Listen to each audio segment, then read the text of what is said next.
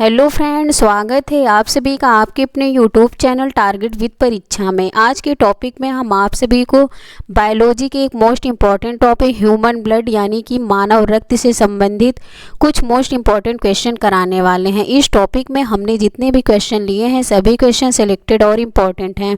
सभी क्वेश्चन किसी न किसी कॉम्पिटिटिव एग्जाम में बार बार रिपीट हुए हैं। यदि आप सभी कोई भी कॉम्पिटिटिव एग्जाम देने जाते हैं तो इस टॉपिक से आप सभी को क्वेश्चन ज़रूर से ज़रूर देखने को मिलेंगे। यहाँ पर हमारे सभी क्वेश्चन दिए गए हैं, आप सभी सारे क्वेश्चन को ध्यान से देखिएगा। यहाँ पर हमारा क्वेश्चन नंबर 1 दिया गया है। क्वेश्चन नंबर 1 में दिया गया है मानव शरीर में औसतन कितने लीटर रक्त होता है। कह रहा है कि मानव शरीर में औसतन कितने लीटर रक्त होता है। तो इस क्वेश्चन का राइट आंसर क्या हो जाएगा? तो इसका राइट आंसर हो जाएगा 5 से 6 लीटर। मानव शरीर में औसतन 5 से 6 लीटर रक्त होता है। इसमें ऑप्शन बी हमारा करेक्ट आंसर है। वयस्क पुरुष में कितने लीटर रक्त होता है? तो वयस्क पुरुष में 5 से 6 लीटर रक्त होता है। अगर पूछेगा कि वयस्क महिला में कितने लीटर रक्त होता है तो वयस्क महिला में 4 से 5 लीटर रक्त होता है।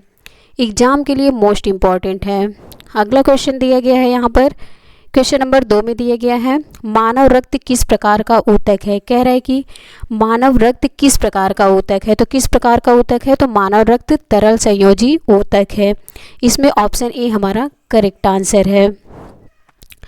अब यहाँ पर दिया गया है रक्त का संगठन। रक्त का संगठन क्या है? यानी कि हम कह सकते हैं कि कॉम्पोजिशन ऑफ ब्लड क्या है। तो कॉम्पोजिशन ऑफ ब्लड क्या है? यहाँ पर हम कह सकते हैं कि हमारा ब्लड किन किन चीज़ों से मिलकर बना हुआ है। हमारा ब्लड किन किन चीज़ों से बना हुआ है? तो ब्लड के मुख्य 2 घटक होते हैं। पहला होता है हमारा प्लाज्मा और दूसरा होता है रक्त कणिकाएँ। इसी को रुधिराणु भी कहते हैं। क्या कहते हैं? रुधिराणु भी कहते हैं। प्लाज्मा कितना होता है? तो प्लाज्मा 55% होता है। और रक्त कणिकाएँ कितनी होती हैं? तो रक्त कणिकाएँ यानी कि ब्लड कॉर्पसेल्स या फिर ब्लड सेल्स कितनी होती हैं? तो 45% होती हैं। अब यहाँ पर हम देखेंगे जो हमारा प्लाज्मा होता है वह लिक्विड फॉर्म में होता है। किस फॉर्म में होता है? लिक्विड फॉर्म में होता है। और जो रक्त कणिकाएँ यानी कि रुधिराणु होती हैं या अणु फॉर्म में होती हैं या फिर हम कह सकते हैं कि ठोस फॉर्म में होती हैं। अब यहाँ पर हम देखेंगे कि प्लाज्मा में क्या क्या चीज़ें शामिल हैं। यहाँ पर हम देखेंगे कि प्लाज्मा में क्या क्या चीज़ें शामिल हैं या प्लाज्मा किन किन चीज़ों से मिलकर बना हुआ है। तो इसमें क्या होता है? इसमें 90% भाग क्या है? जल है। कितना प्रतिशत भाग जल है? तो प्लाज्मा में 90% भाग जल है। प्लाज्मा का अधिकांश भाग जल ही है, इसलिए लिक्विड फॉर्म में होता है प्लाज्मा। इसीलिए प्लाज्मा लिक्विड फॉर्म में होता है क्योंकि इसका अधिकांश भाग क्या है? जल है या हल्के पीले रंग का होता है। और इसमें 7% क्या होता है? प्रोटीन होता है। लवण कितना होता है? 0.9% होता है। और ग्लूकोज कितना होता है? 0.1% होता है। और अन्य 2% में और अन्य चीज़ें रहती हैं।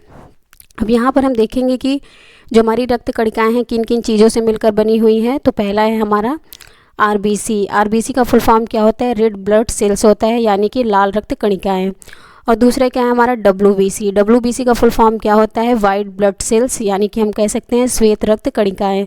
और हमारा तीसरा क्या है? हमारा तीसरा होता है प्लेटलेट्स। इसी को हम क्या कहते हैं? रक्त बिम्बाणु कहते हैं। एग्जाम के लिए मोस्ट इम्पॉर्टेंट है, आप सभी याद रखिएगा। अब यहाँ पर हम आगे देखेंगे हमारा अगला क्वेश्चन दिया गया है। हमारे अगले क्वेश्चन में दिया गया है रक्त में कितना प्लाज्मा होता है। कह रहा है कि रक्त में कितना प्लाज्मा होता है। इस क्वेश्चन का राइट आंसर क्या हो जाएगा? इसका राइट आंसर हो जाएगा 60%।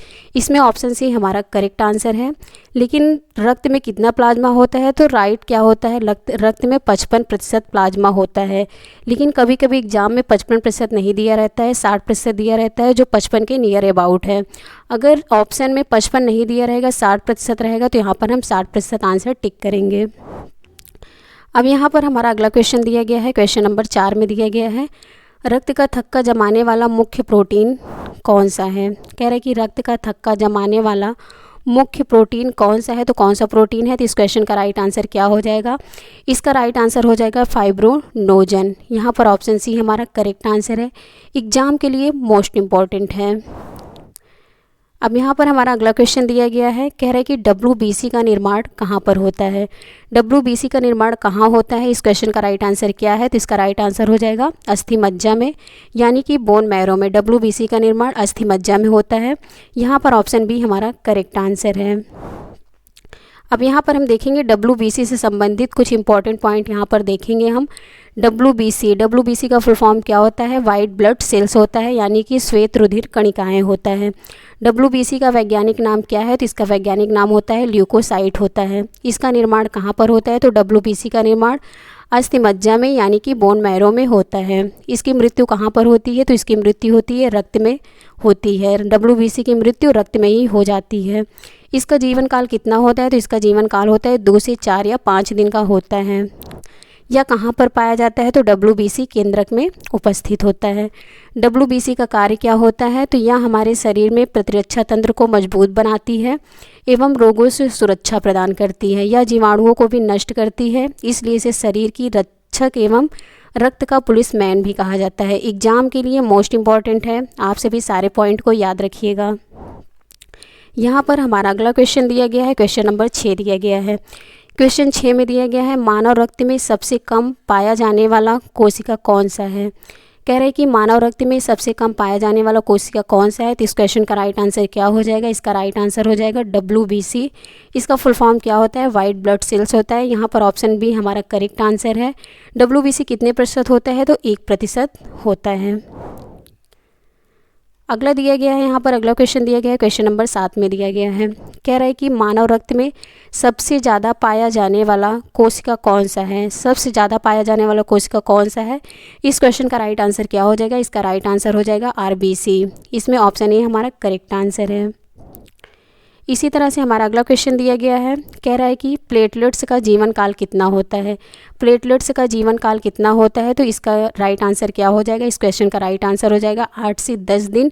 इसमें ऑप्शन ए हमारा करेक्ट आंसर है। यहाँ पर प्लेटलेट्स से संबंधित कुछ इंपॉर्टेंट पॉइंट दिए गए हैं, आप सभी सारे पॉइंट को ध्यान से देखिएगा। पहला पॉइंट में दिया गया है प्लेटलेट्स को थ्रोम्बोसाइट के नाम से भी जाना जाता है। एग्जाम में पूछेगा कि प्लेटलेट्स को किस नाम से जाना जाता है, तो यहाँ पर हम बताएंगे थ्रोम्बोसाइट्स के नाम से जाना जाता है।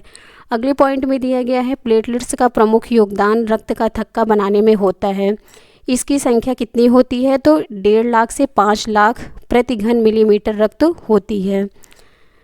अगला पॉइंट दिया गया है प्लेटलेट्स का प्रमुख योगदान रक्त का थक्का बनाने में होता है। सभी पॉइंट एग्जाम के लिए मोस्ट इम्पॉर्टेंट हैं, आप सभी याद रखिएगा। अगले क्वेश्चन में दिया गया है रक्त में RBC और WBC का अनुपात कितना होता है? कह रहा है कि रक्त में RBC और WBC का अनुपात कितना होता है? इस क्वेश्चन का राइट आंसर क्या हो जाएगा? तो इस क्वेश्चन का राइट आंसर हो जाएगा 600:1। यहाँ पर ऑप्शन ए हमारा करेक्ट आंसर है, एग्जाम के लिए मोस्ट इम्पॉर्टेंट है। अगला क्वेश्चन दिया गया है, कह रहा है कि रक्त से RBC को जब निकाल दिया जाता है तो शेष भाग क्या बचता है? रक्त से RBC को जब निकाल दिया जाता है तो शेष भाग क्या बचता है? तो इस क्वेश्चन का राइट आंसर क्या हो जाएगा? इसका राइट आंसर हो जाएगा प्लाज्मा। इसमें ऑप्शन डी हमारा करेक्ट आंसर है। इसी तरह से अगला क्वेश्चन दिया गया है, कह रहा है कि मानव शरीर में रक्त की मात्रा कुल वजन का कितना प्रतिशत होती है? कह रहा है कि मानव शरीर में रक्त की मात्रा कुल वजन का कितना प्रतिशत होती है? तो इस क्वेश्चन का राइट आंसर क्या हो जाएगा? इसका राइट आंसर हो जाएगा 7%। इसमें ऑप्शन ए हमारा करेक्ट आंसर है। इसी तरह से हमारा अगला क्वेश्चन दिया गया है, क्वेश्चन नंबर 11 में दिया गया है RBC की खोज किस वैज्ञानिक ने की थी? कह रहा है कि RBC की खोज किस वैज्ञानिक ने की थी? तो किस वैज्ञानिक ने की थी? इस क्वेश्चन का राइट आंसर क्या हो जाएगा? इसका राइट आंसर हो जाएगा एंटोनी ल्यूवेनहॉक ने RBC की खोज की थी। इसमें ऑप्शन बी हमारा करेक्ट आंसर है, एग्जाम के लिए मोस्ट इम्पॉर्टेंट है। अब यहाँ पर RBC से संबंधित कुछ इंपॉर्टेंट पॉइंट दिए गए हैं जो सभी एग्जाम में बार बार रिपीट होते हैं, आप सभी याद रखिएगा। पहले पॉइंट में दिया गया है लाल रक्त कणिकाएँ यानी कि RBC अस्थिमज्जा बोन मैरो में विकसित होती है। RBC कहाँ विकसित होती है? तो कहाँ पर विकसित होती है? अस्थिमज्जा यानी कि बोन मैरो में विकसित होती है। इसका जीवन काल कितना होता है? इनका जीवन काल लगभग 120 दिनों का होता है। यह पॉइंट भी एग्जाम के लिए मोस्ट इम्पॉर्टेंट है। RBCs का लाल रंग हीमोग्लोबिन के कारण होता है। एग्जाम में पूछा जाता है कि RBCs का लाल रंग किसके कारण होता है? तो किसके कारण होता है? हीमोग्लोबिन के कारण होता है। अगला पॉइंट दिया गया है लाल रुधिर कणिकाओं को इरिथ्रोसाइट्स भी कहते हैं। RBC को क्या कहते हैं? तो RBC का वैज्ञानिक नाम क्या है? तो RBC का वैज्ञानिक नाम क्या है? एरिथ्रोसाइट्स है। एग्जाम के लिए मोस्ट इम्पॉर्टेंट है। यहाँ पर हम कह सकते हैं कि आरबीसी को एरिथ्रोसाइट्स भी कहते हैं, या फिर आरबीसी का वैज्ञानिक नाम क्या है, तो एरिथ्रोसाइट्स है। रक्त का क्या कार्य है, तो रक्त का क्या कार्य है, सारे शरीर में ऑक्सीजन पहुँचाना। सभी पॉइंट एग्जाम के लिए मोस्ट इम्पॉर्टेंट हैं।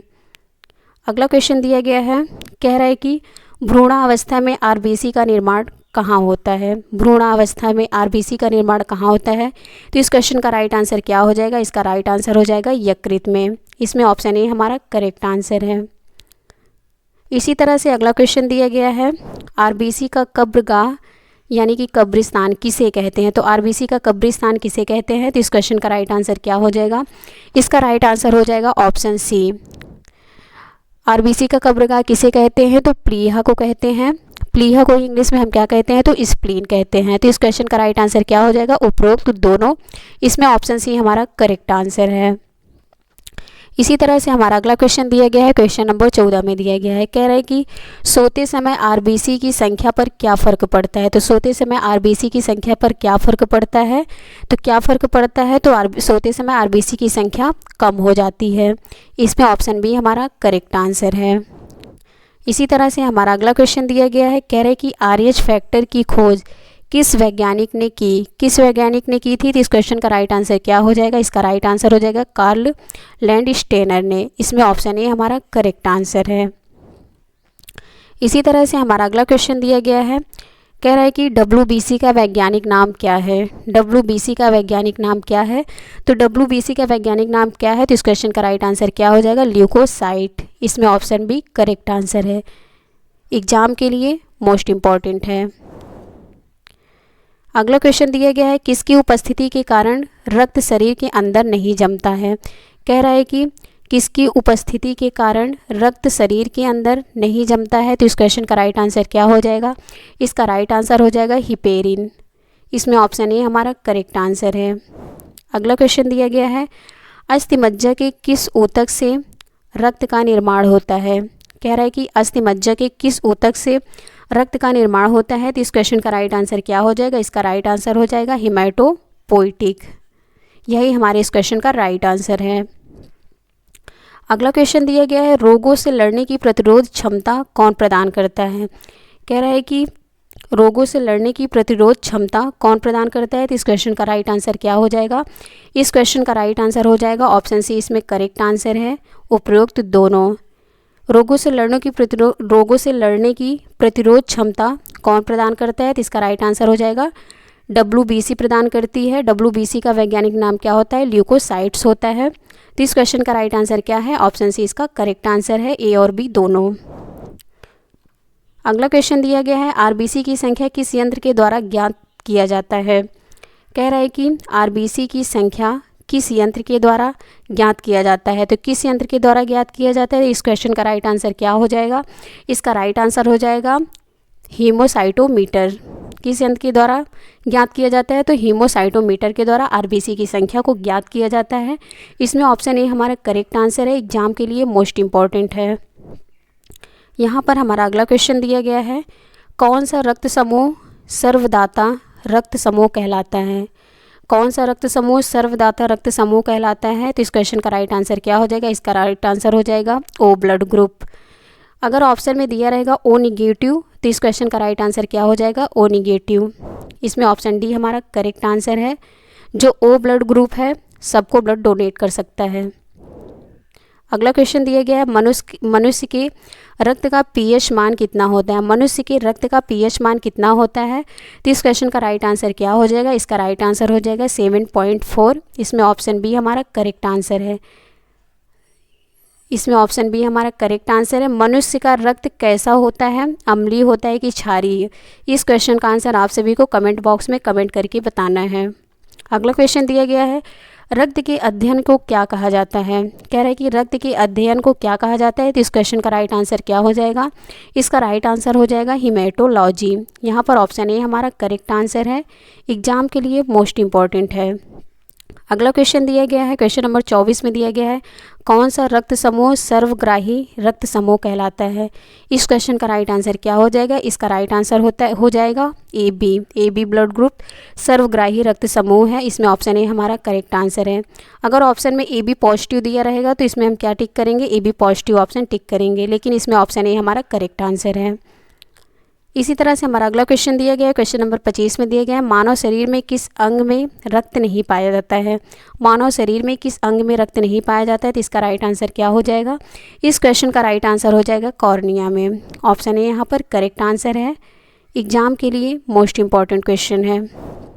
अगला क्वेश्चन दिया गया है, रक्त का शुद्धिकरण की प्रक्रिया को क्या कहा जाता है। रक्त का शुद्धिकरण की प्रक्रिया को कहा जाता है, क्या कहा जाता है। इस क्वेश्चन का राइट आंसर क्या हो जाएगा। इसका राइट आंसर हो जाएगा डायलिसिस। यहाँ पर ऑप्शन ए हमारा करेक्ट आंसर है। इसी तरह से हमारा अगला क्वेश्चन दिया गया है, कह रहा है कि WBC का जीवन काल कितना होता है। कह रहा है कि WBC का जीवन काल कितना होता है, तो इस क्वेश्चन का राइट आंसर क्या हो जाएगा। इसका राइट आंसर हो जाएगा 2 से 5 दिन। इसमें ऑप्शन सी हमारा करेक्ट आंसर है। इसी तरह से हमारा अगला क्वेश्चन दिया गया है, कह रहा है कि एंटीबॉडी कितने प्रकार की होते हैं। एंटीबॉडी कितने प्रकार के होते हैं, तो इस क्वेश्चन का राइट आंसर क्या हो जाएगा। इसका राइट आंसर हो जाएगा ऑप्शन बी। इसमें करेक्ट आंसर है, 2 प्रकार की होती हैं। इसमें ऑप्शन बी हमारा करेक्ट आंसर है।